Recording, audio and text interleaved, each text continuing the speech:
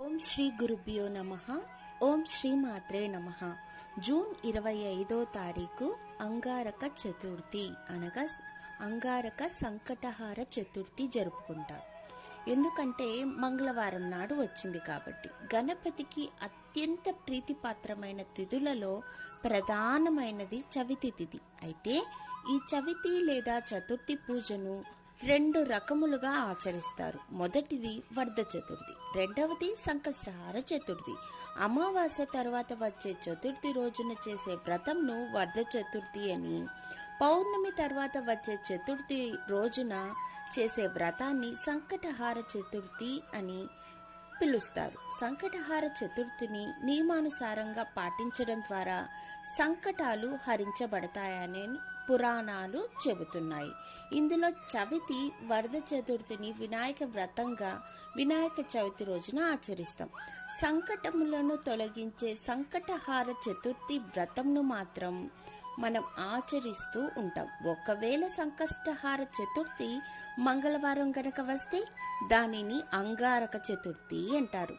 అలా కలిసి రావడం చాలా విశేషమైన పర్వదినం. అంగారక చతుర్థి నాడు సంకష్టహార చతుర్థి వ్రతం ఆచరించటం వల్ల జాతకములోని కుజదోషముల సమస్యలు తొలగిపోవడంతో పాటుగా చేసే ప్రతి పనిలోనూ సంకటాలన్నీ తొలగిపోయి సత్ఫలితాలు చేకూరుతాయి. ప్రతి మాసంలో కృష్ణపక్షంలో అనగా పౌర్ణమి తర్వాత 3-4 రోజుల్లో చవితి వస్తుంది.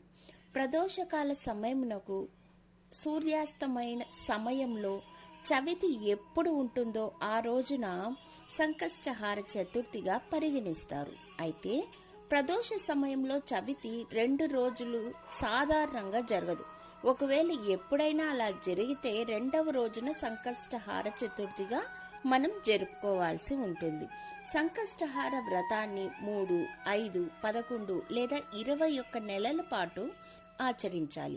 ఈ వ్రతాన్ని బహుళ చవితి నాడు ప్రారంభించాలి. వ్రతాచరణ రోజున ప్రాతకాలమే శిరస్సున స్నానం చేసిన తర్వాత గణపతిని పూజించాలి.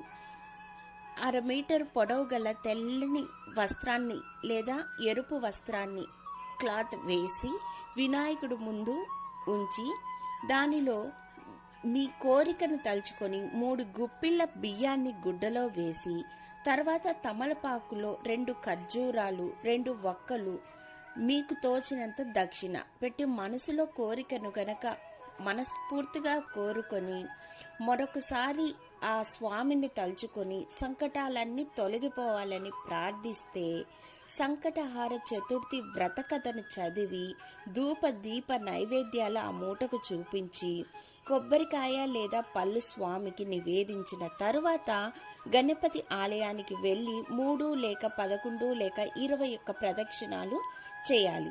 శక్తానుసారంగా గరిక పూజను కూడా చేసుకోవచ్చు. గణపతి హోమం కూడా చేసుకోవచ్చు. సూర్యాస్తమయం వరకు పూజ చేసిన వినాయకుడిని కదపరాదు. సూర్యుడు అస్తమించిన తర్వాత స్నానం చేసి దీపం వెలిగించి తిరిగి వినాయకుడికి పూజ చేసుకోవాలి. ఇలా చేయడం ద్వారా జీవితంలో ఎదురయ్యే అనవసరమైన ఇబ్బందులు దూరమవుతాయి. అప్పుల బాధల నుంచి బయటపడతాం. ఈ అంగారక చతుర్థి ప్రతి ఒక్కరి జీవితంలోనూ మంచి చేకూరాలని, అలాగే ఈ వ్రతాన్ని ఆచరించిన అందరి కష్టాలు తీరాలని, ఆ వినాయకుడి యొక్క ఆశీర్వాదం అందరికీ దక్కాలని మనస్ఫూర్తిగా కోరుకుంటున్నాను. ధన్యవాదములు.